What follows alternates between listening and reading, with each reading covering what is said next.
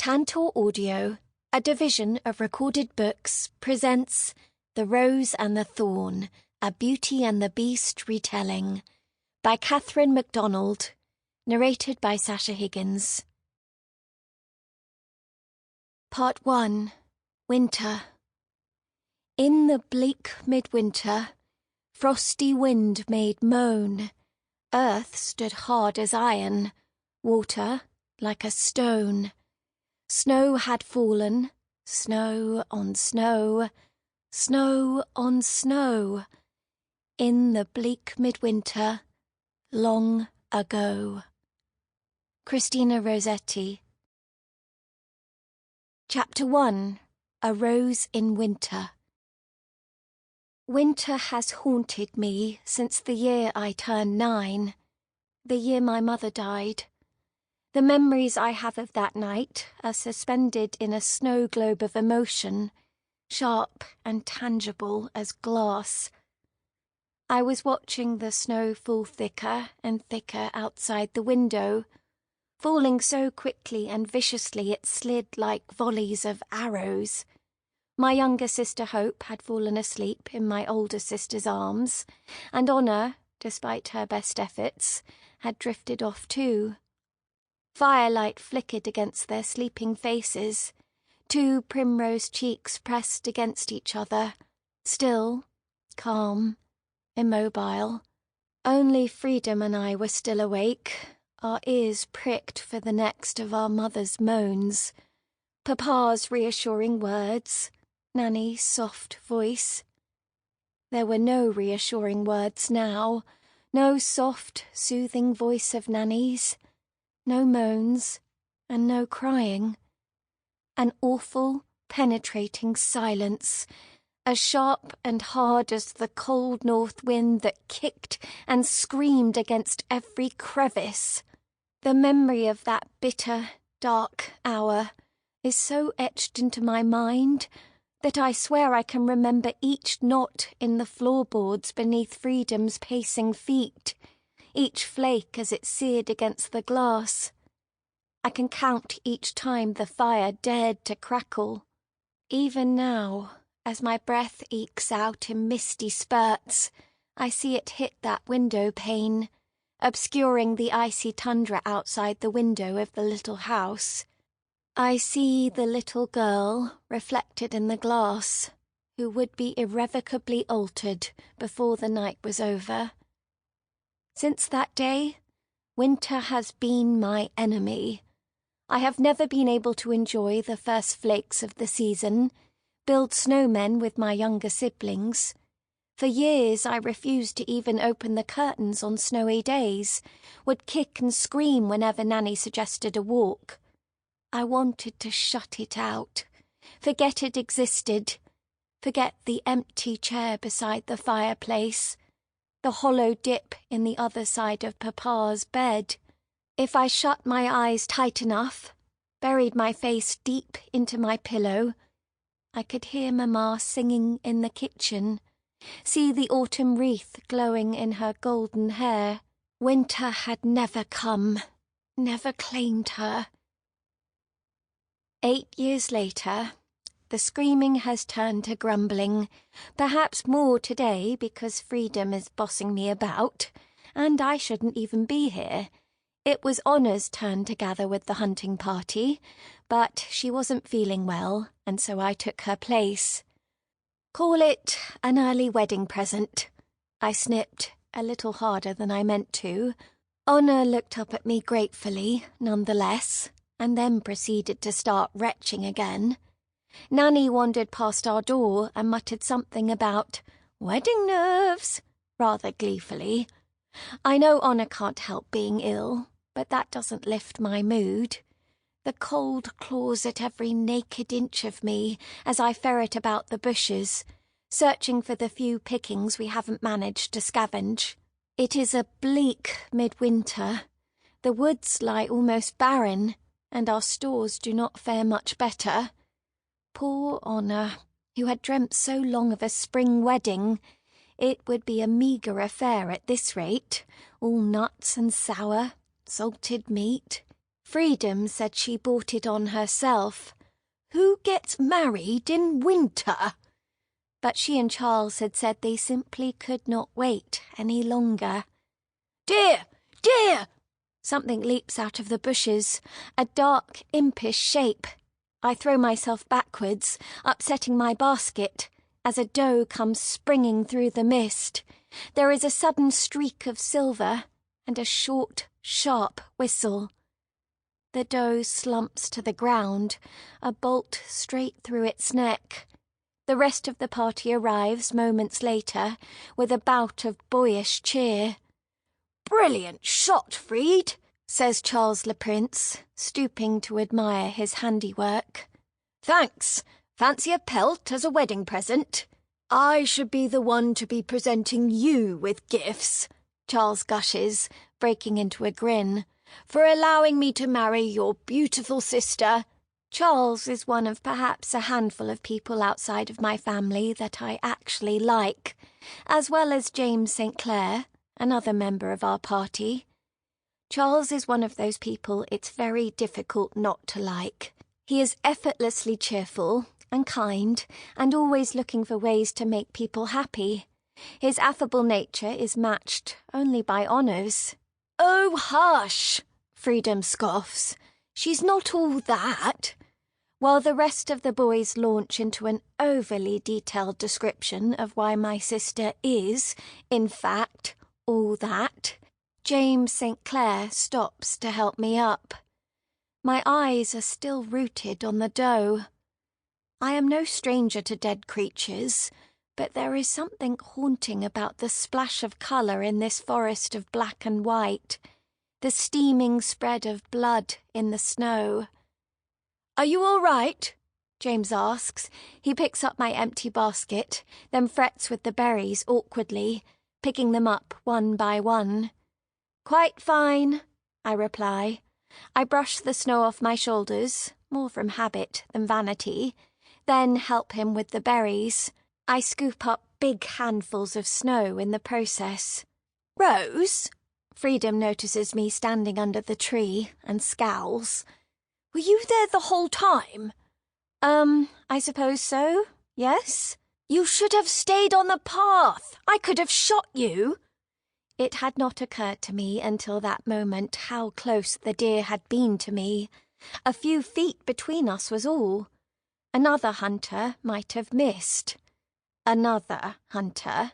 "What are you talking about, Freed? You? Miss? In what world?" Charles claps his shoulder, but his gaze on me doesn't waver. "Stay on the path, Rose." I glare back at him and stop narrowly short of stamping my foot. "Shoot forward, Freedom." His scowl darkens, as it always does when people use his full name, but he turns nonetheless and heads back onto the path. The rest of the party follows suit. Even James St. Clair leaves my side to lift the deer. He is a big, strong fellow, but almost as gentlemanly as Charles. We grew up together, and many like to imagine us more than friends. They are not without reason, yet despite what happened between us at the mayor's winter party a few days ago, I have never really thought much about it, or James's feelings on the subject. Is that wrong of me? I wonder, picking up my basket. Do I owe him an explanation? Does he want one? Do I want one? I am not like Honor, dreaming of love and marriage. I find myself torn between longing for a life of peace and solitude, or questing for adventure. But I do not know what James wants. I am too afraid to ask, and he is too polite to. I sigh, pushing the thought away, and take 2 steps forward. That's when I see it, a glimmer of stark whiteness amidst the muddy grey, shining like a drop of starlight at the foot of a tree just a little further from the path. A snowdrop. It ought to be impossible. We are in the middle of winter. Spring is months away. It cannot be. And yet here it is. I have to pluck it. I have to take it back and show Beau and my sisters. Or perhaps I can press it, make it part of a wedding present for honour. I feel a tiny pinprickle of excitement rustle through me as I bend down to take it, stowing it safely in my basket. Then I notice something else, something much more miraculous and completely impossible. Through the gap in the trees is glorious colour, a myriad of pink and yellow and orange, a sunset pressing through the gloom in the middle of the day. I am too afraid to scrub my eyes, too fearful it might vanish.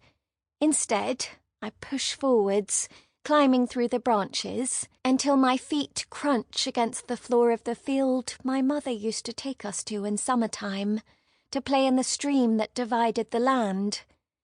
The field beyond the stream, which but yesterday had been a dark grey slab in the landscape, has been transformed into a blossoming meadow. I have to be dreaming, or it is some kind of mirage. It is so clear, so perfect. Soundlessly, I move through the snow-covered field and down towards the stream, expecting it to shimmer away any second. But the meadow just grows closer. There are daisies, buttercups, cowslips, long poppy stems brushing blue skies overhead. It's not possible, I murmur, moving down to the water's edge. There was a saying in our village, "Do not cross the stream at the end of the meadow." There were multiple stories for why this was the case. Some said that fairies would come and snatch you away. Others said that something bad had happened to a child who strayed beyond the borders. Most people agreed it was probably a warning from the last war. There had been a battle not far from here, and enemy soldiers had once camped beyond the stream in the woodland that used to live there. Or so the people said. Even Papa heeded the warnings. He used to scold Mamma for taking us there, but she promised to keep us away from the stream.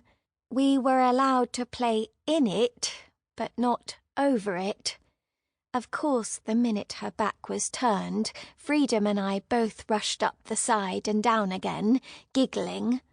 Honor gasped and fretted for days, but she did not tell Mamma.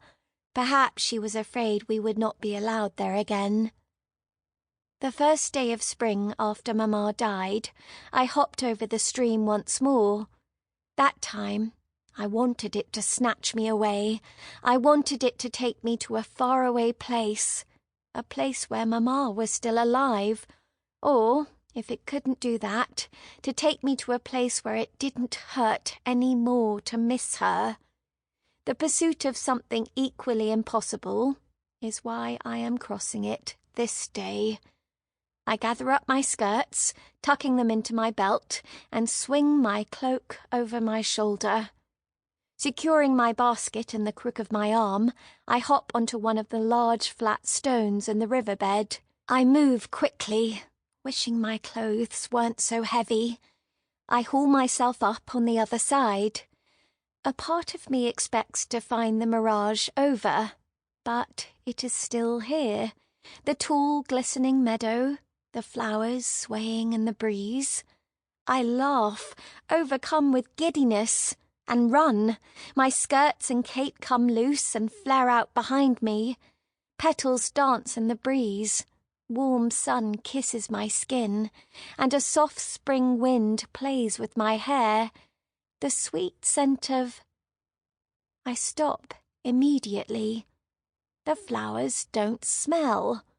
All around me is pristine beauty, but all I inhale is cold, colourless, wintry air.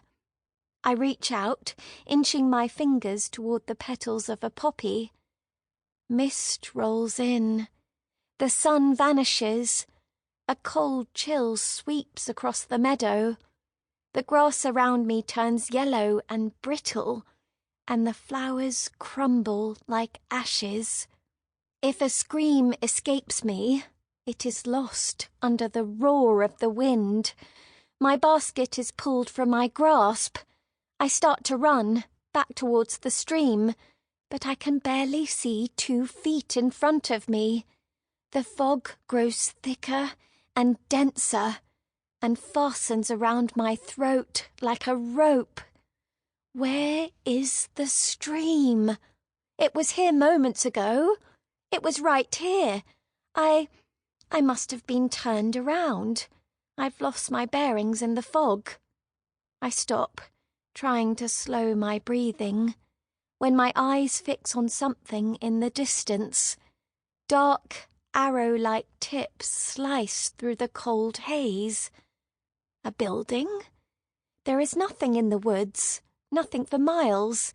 It must be a tree, although I can't remember one being there before. But what else could it be? I creep closer, and the dark, looming shape rises far above the mist. Not a tree. Not a tree at all.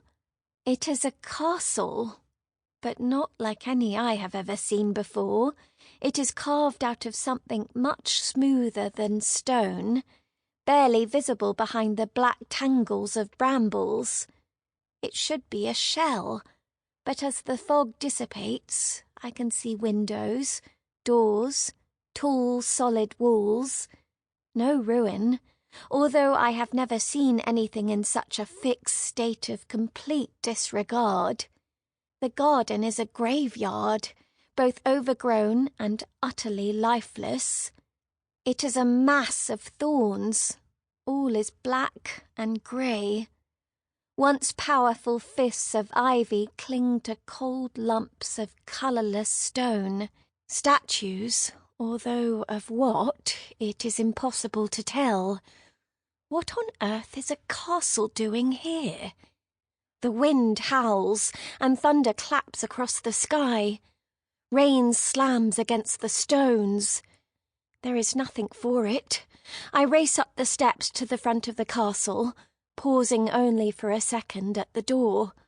It should be rotten or covered with barren ivy like the rest of the building, but although it is old and weathered, the ivy has snapped off around the frame, as if it has been opened recently.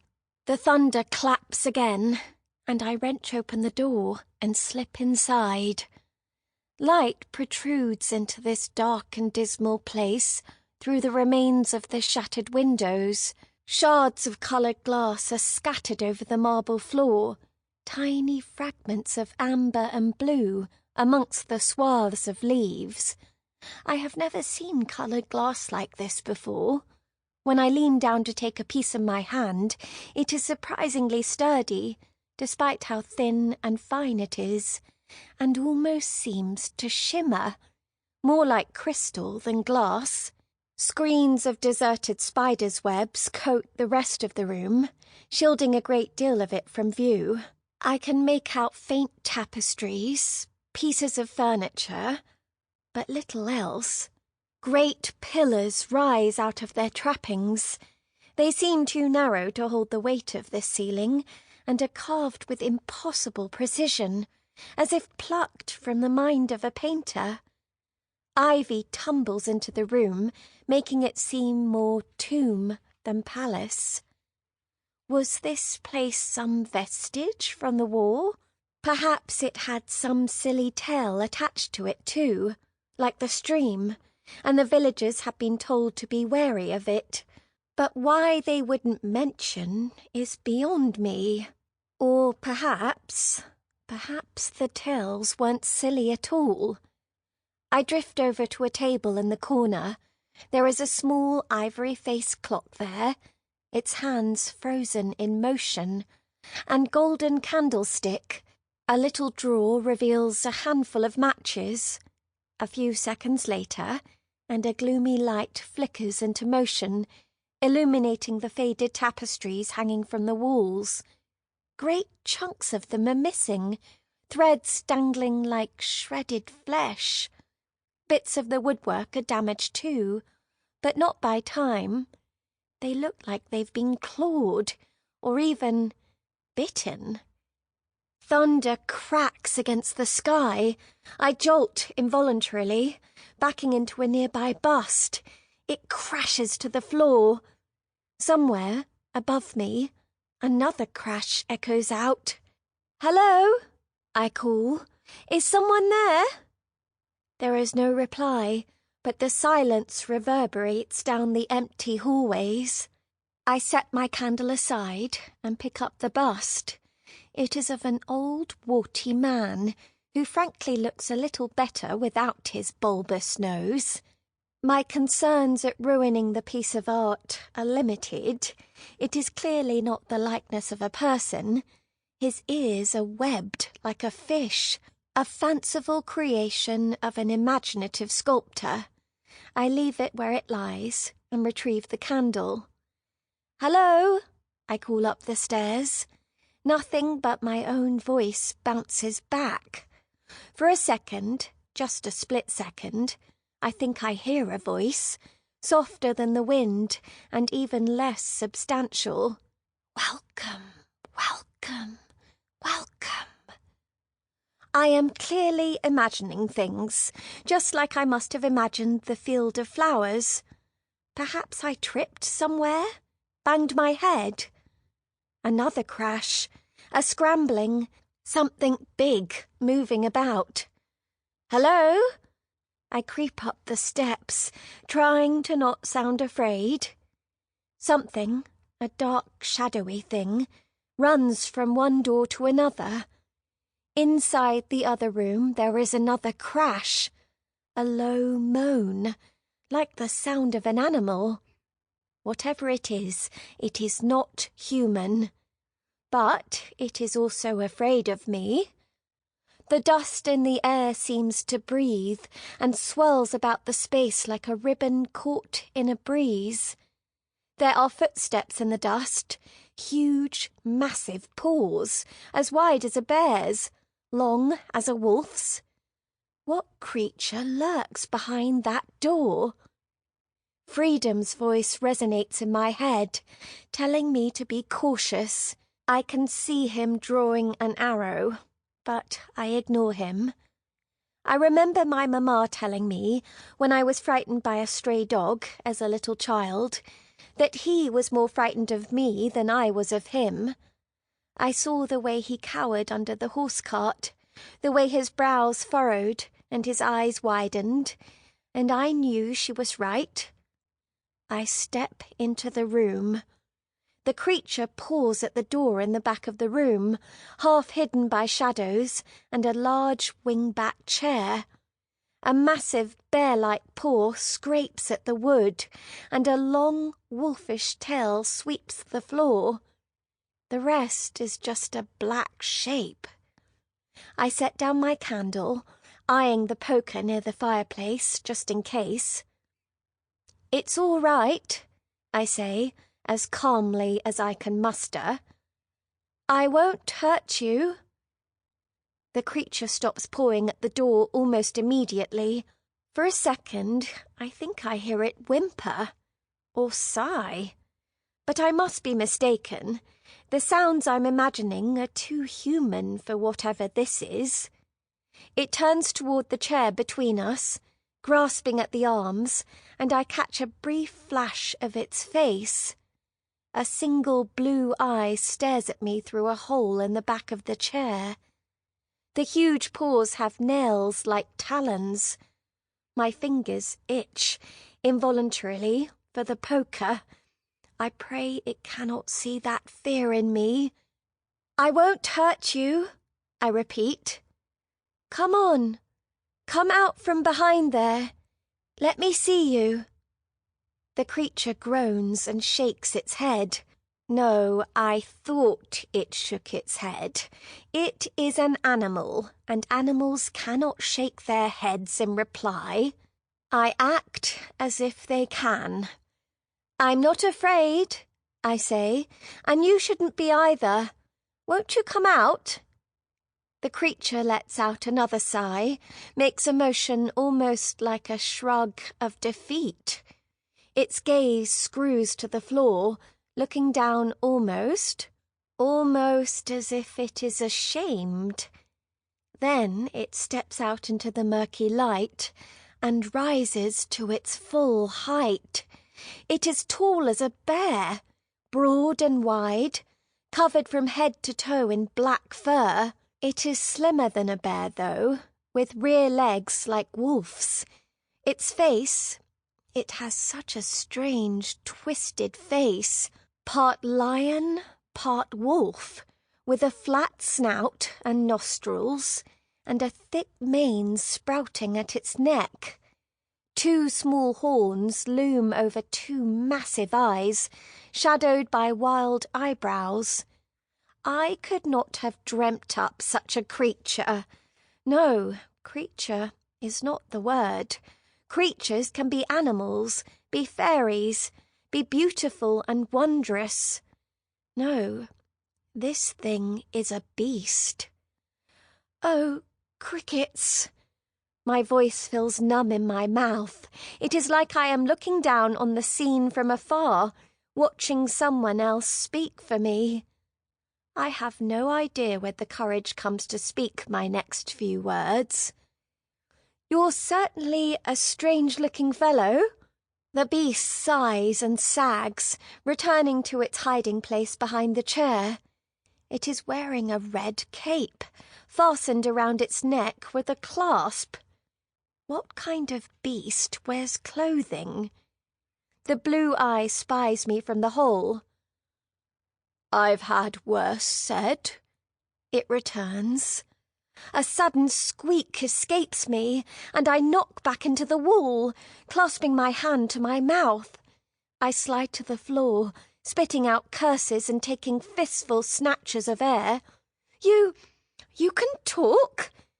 Quite well, so I'm told. You can talk! You're talking! Yes. But... As I stumble on my butts, it occurs to me that stranger things have happened in the past hour. I have lost track of time. What are you? I ask finally. What is this place? Where am I? Who are you? The beast sighs. I am only what you see, he says.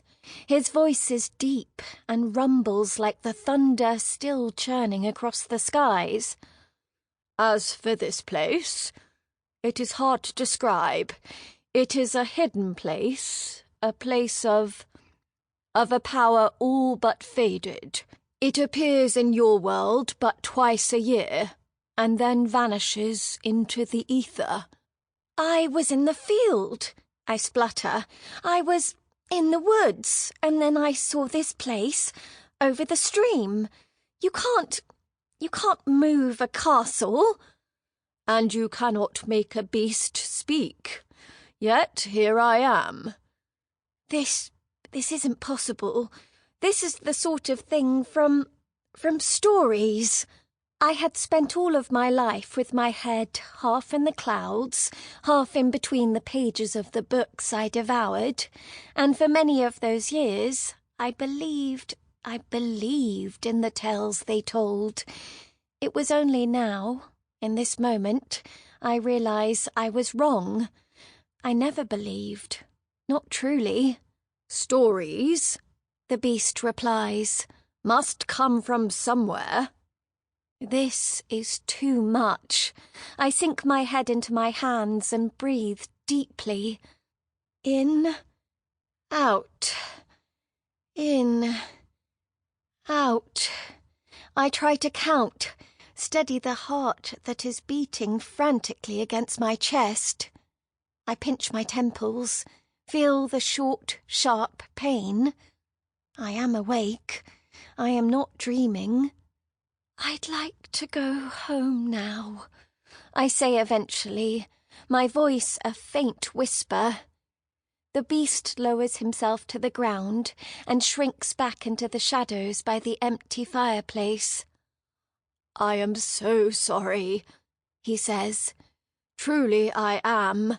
For your sake. You will not be able to return. Sample complete. Ready to continue?